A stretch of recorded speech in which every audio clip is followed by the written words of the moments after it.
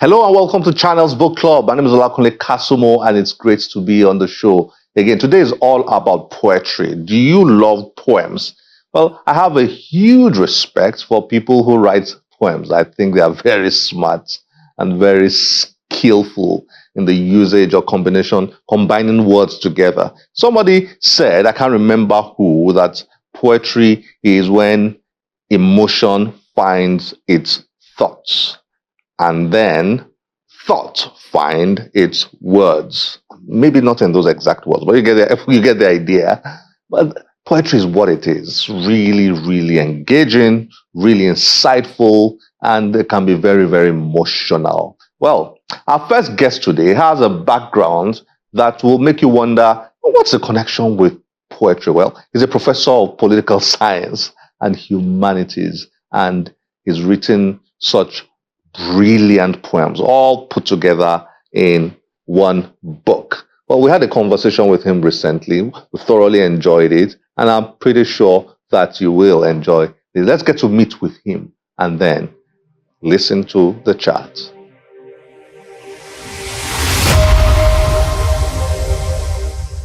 Professor Prof Okoronta is a professor of political science and humanities, an electronic music composer, a songwriter, poet, and author. Okoronta is an alumnus of the University of Wisconsin and California Systems. He is the founding president of the Institute of Political Scientists of Nigeria and a member of the Association of Nigerian Authors. His first volume of poems, In the Land of the Broken Clock, was published by Minerva Press Publishers, UK, in 1999. He joined Channels Book Club to discuss his collection of poems. Resonances is the second volume of his poems in a planned trilogy.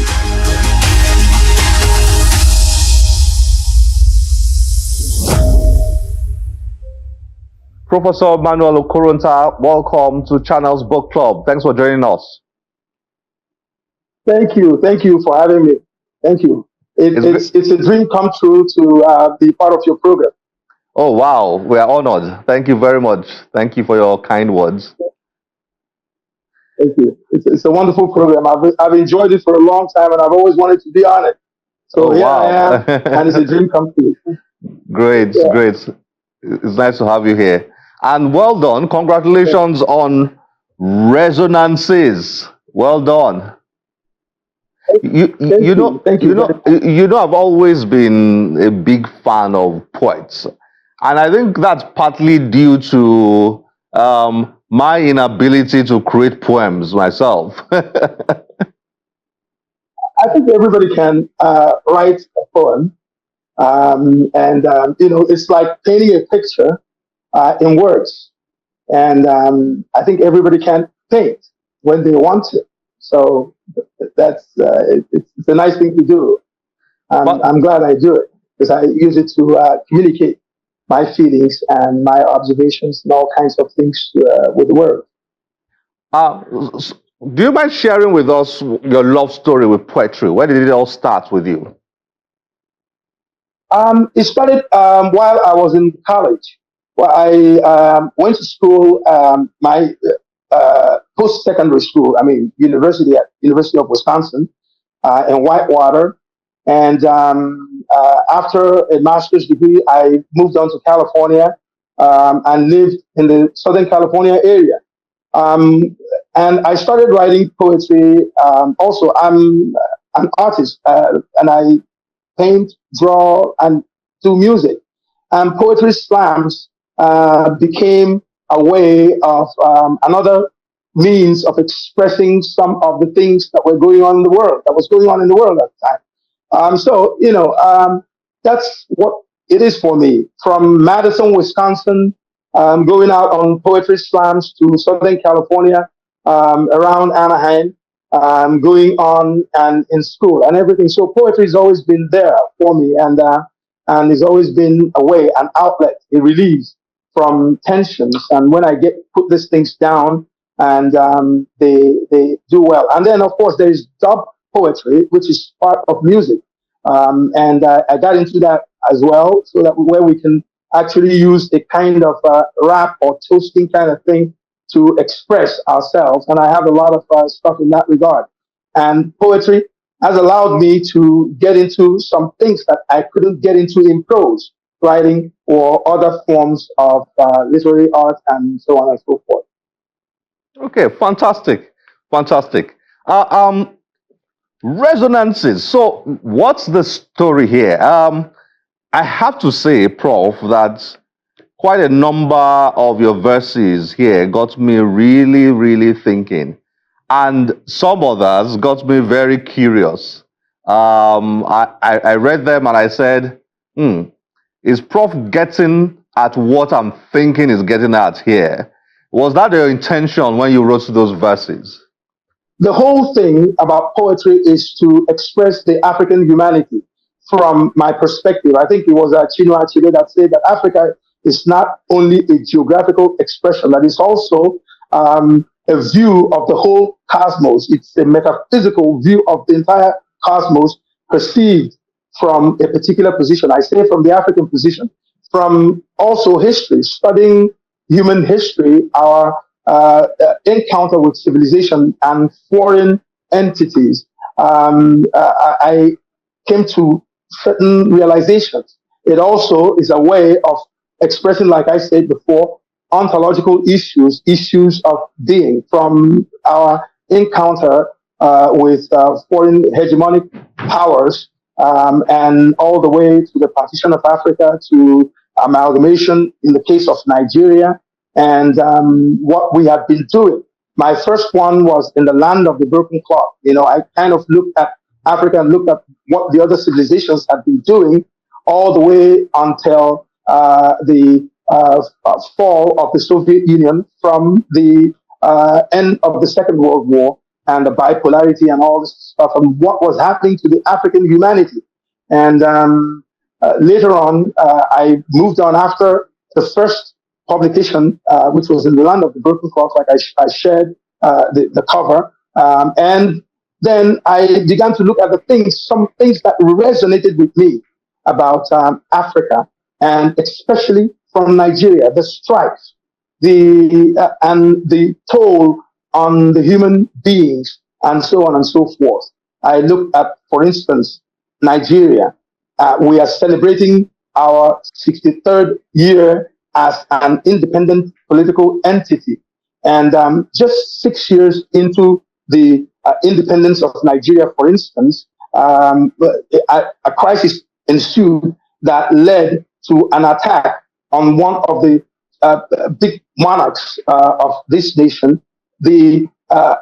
Following that, then by 1967, a year later, when the nation was barely even 7 years old, the tail spinned into a fratricide, a fratricidal conflict that ended 3 years later with over 3 million people killed, and with a lot of destruction.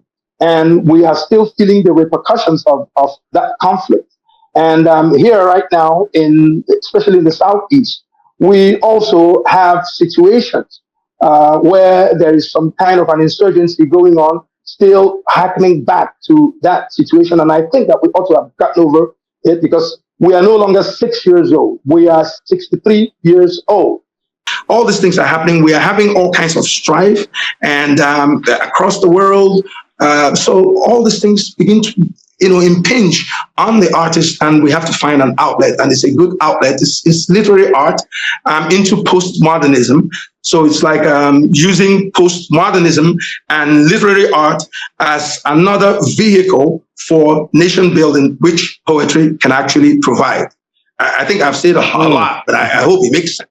Yeah, it does, Prof, and I can feel your passion for this. Well done. Now, you've written, I mean, which of these poems you want to give viewers a teaser into what they will find within the pages of Resonances? Which of these poems would you pick? And do you want to sort of like say something around it? Okay. I'd like to look at the aftermath. Aftermath. Yes, the ninth poem on page 12 of Resonances. That's page 12. There was okay.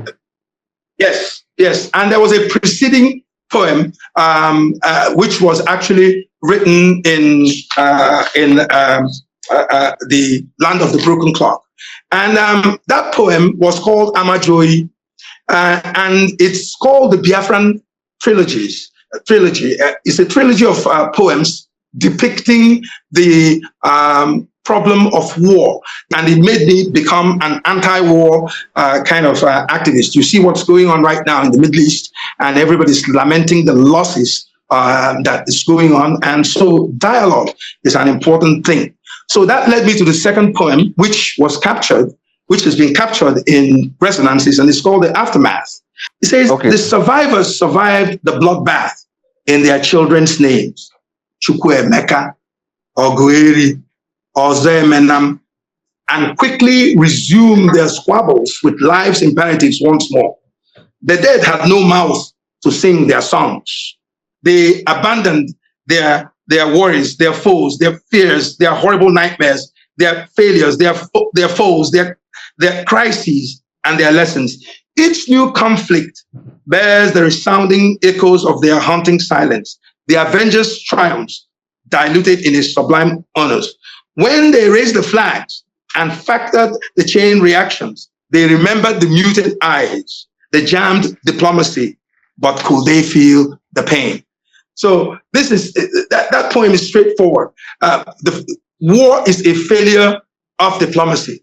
And whenever you see people fighting and there's a shooting war, there is a failure of diplomacy. And that's why I, as an individual, will actually, urge Nigerians to continue the social dialogue, to continue reaching out to one another. 6 years after independence, and when these conflicts ensued, I am not aware, through my research, of any entity that went out and actually made peace outside of the external ones that they tried to make in places like Aburi and outside, and the OAU at that time before the AU.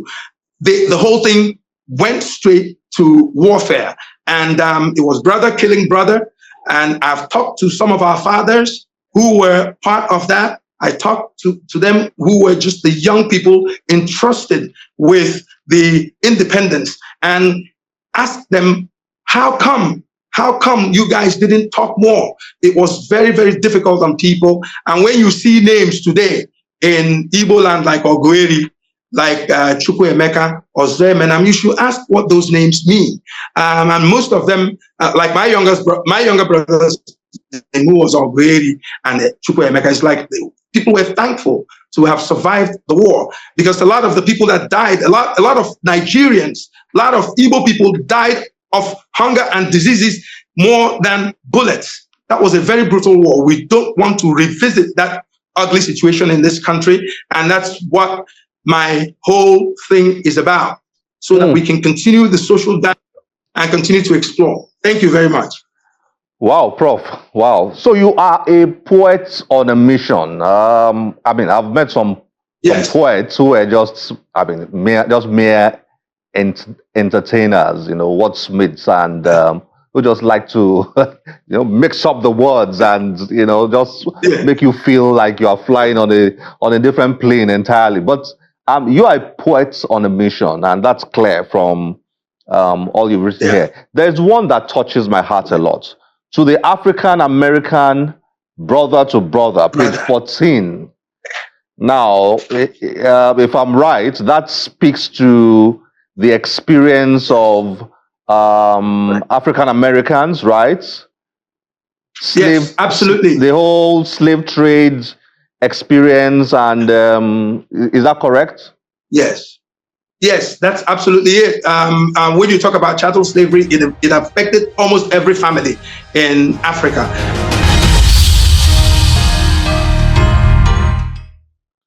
So, Prof, that's really very interesting, very touching. So I'm reading this poem, and it's heavy, it's deep. We are talking about one of the worst experiences of human history here. But your play of words, on the other hand, is making me enjoy it. So I'm feeling guilty in a way. I'm feeling guilty. I'm like, I shouldn't be enjoying reading this, but I'm enjoying reading this. So I mean, we walked together in the African sun until the saddest of Right. events took you to other shores. There they Right. cut off your tongues and gave you another Mhm. culture. But your roots grew stronger in the African soil. I have missed you for centuries. When I look, sorry, at your faces, I wonder if you were Wolof, Yoruba, Hausa, Igbo, Mandinka, Bakongo, Mensa, Kikuyu, or Zulu, and so on and so Yes. on. So I'm captivated. I'm Right. reading this because Thank you. you were speaking to a race, but you were speaking to an individual at the same time. So I like that. Maybe that's your general style, but I would like us to finish this Right. conversation by you sort of like shedding light on what I've just pointed out now in terms of the way you write your poems and verses. Poetry is wordsmithing. You smith, it's almost like smelting, another kind of smelting. Some people think it's quilting. You're weaving quilts, or you're weaving, baskets, or words or pictures and stuff like that. So the idea of having, people talk about speaking in tongues. So the language you speak is your tongue. When these guys were taking over in the trade of triangles, which they call triangular trade, what they did was mix Hausas and Igbos and Yorubas and these people, so that they couldn't communicate. There, they gave them a new language, which was either Patois or Creole or the English language. So they didn't have any other languages. But when you go there, when you are in America, even all the way to Latin America, and you see an African American, if you if you wait for 1 minute and look at their faces, they look like the faces you know back home. And when they dress in Yoruba outfit, for instance, cultural outfit, they look Yoruba. And when they can do these things, and you can see actors playing Sidney Poitier, for instance, playing an Igbo person, and other actors playing Africans, and this happens. So I am Pan-African by temperament, by intellect, and by soul. And it's like it hurts me what's going on in Nigeria, especially the separatist movement. Hurt me so much. It hurts me so much to see that sometimes our people cannot think that we can live together. Whereas when we go overseas, we can coexist with all kinds of people. In fact, Nigerians are tighter with each other overseas. Whenever you do anything to a Nigerians come out in mass. But here, we hear people sadly talking about tribalism and religious chauvinism. All those things bother me, because we know that we are one, that the thing that holds all Africans together is this particular experience of enslavement and chattel slavery, where human beings were used as chattel. So the truth is that we should not be talking about tribalism in Nigeria. We shouldn't be talking about separatism. When I see people talking about separatism in Nigeria, it bothers me. I am proud of the various cultures that we have, over 300 of them, like in Nigeria, for example. I'm proud of them. Our diversity, however, ought to be a strength rather than a weakness. In the United States, they don't have those tribal affiliations. And blacks were able to come together, fight for the civil rights, and get it. I think we can also do that on a global scale. If we stop all of these tribal, ethno-tribal, religious, chauvinistic strife, I think the nation will be stronger, and we can be able to get better, get more for ourselves. That's what I believe. So that's part of my message here. Thank you very much, Prof. And I hope people can get this easily out there.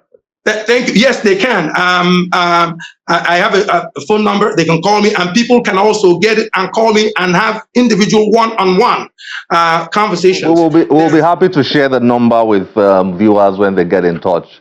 Thank you very much, Professor Okoronta. Thank you for joining us on Thank Channels you. Book Club. It's been a pleasure discussing with you and exploring Thank you, your book and Thank, your work, Resonances. thank you. I'm happy to be with you. Thank you so much for the opportunity. Appreciate it. Thank you. Thank you. All right.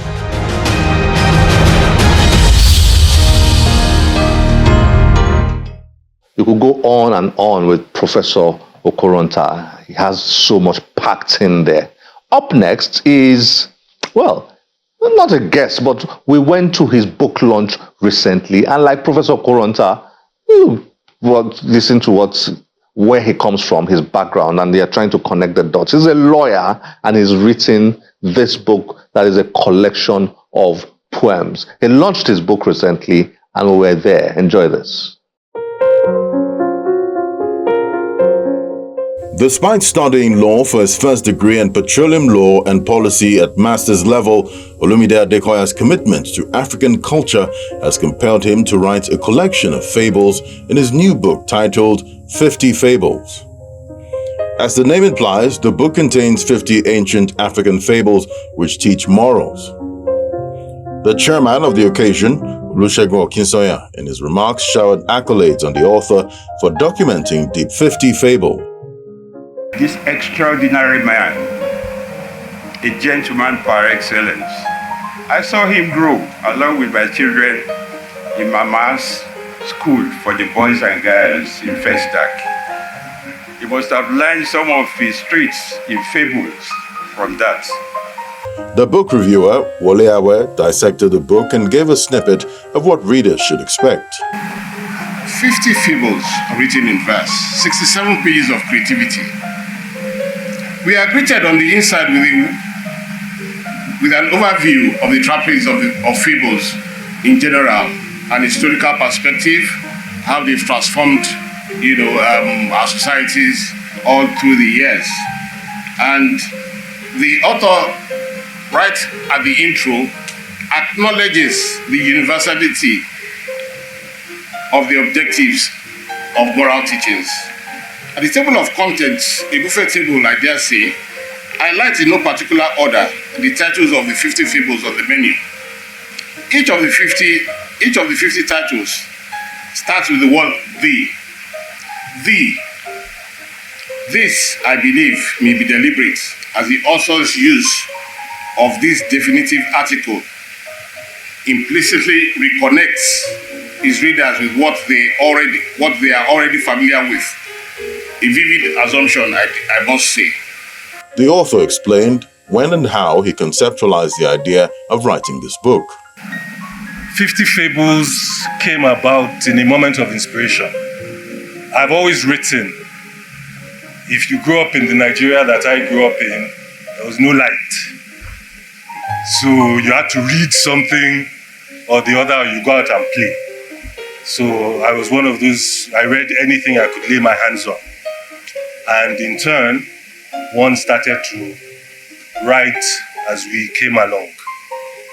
But this particular book actually had its genesis during the lockdown period.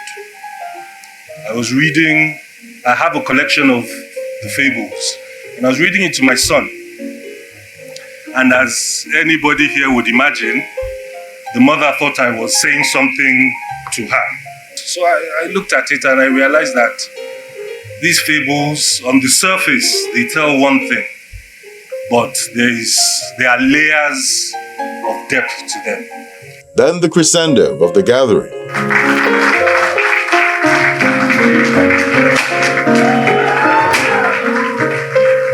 And nothing like a signed copy of a new book. Even though he studied law, has a first degree in law, has a master's, not just in law, but in petroleum law and policy, he decided that his dream was to encourage the next generation to know more about African culture, and that we were forgetting that. So I'm so proud and happy that he has followed his passion, fulfilled his ambition, and his first set of work is presented today. The book appeals across ranges. If you read the fables, ordinarily people think they are for the instruction of children, but they're quite deep, they're quite dark. They deal with the adult world. with the reality. So if you hear of the lion's share, it tells you the realities of this world, where too often might is right. It warns and cautions and teaches against things like that. So I hope I've been able to write in a way that children can access them and adults can also relate to what are the fables. 50 Fables is an easy read which addresses important moral issues for readers.